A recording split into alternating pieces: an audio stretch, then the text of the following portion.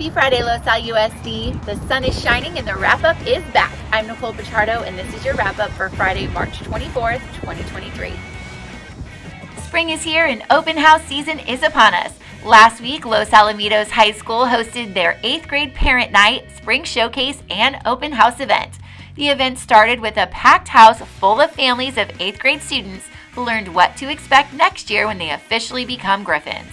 Families of future and current Griffins then walked the halls and were treated to a CTE showcase and had the opportunity to chat with different clubs offered on campus. This week, our Oak Lions and McAuliffe Eagles opened their doors to families and students for open house. Board and executive cabinet members, along with families and community members, walked campuses and had the opportunity to see all of the projects that students have been working on throughout the year. Oak families were also treated to a special music performance from band and show choir.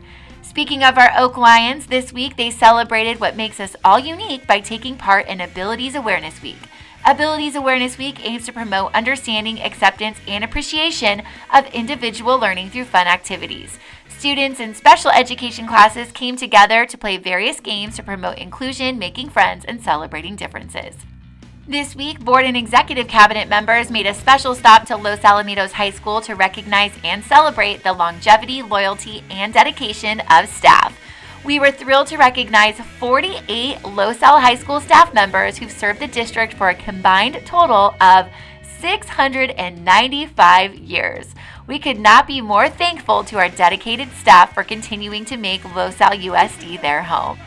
And last but certainly not least, springtime means it's time for the annual Griffin Games. For those unfamiliar with the event, Griffin Games is a fun way for LoSal High School students to bond through fun activities and a friendly competition. Each team is composed of one lower grade and one higher class grade. The red team, freshmen and sophomores, while the blue team has sophomores and juniors. Activities this year included dodgeball, a cannonball contest featuring some super special staff member guests, and some fun field games.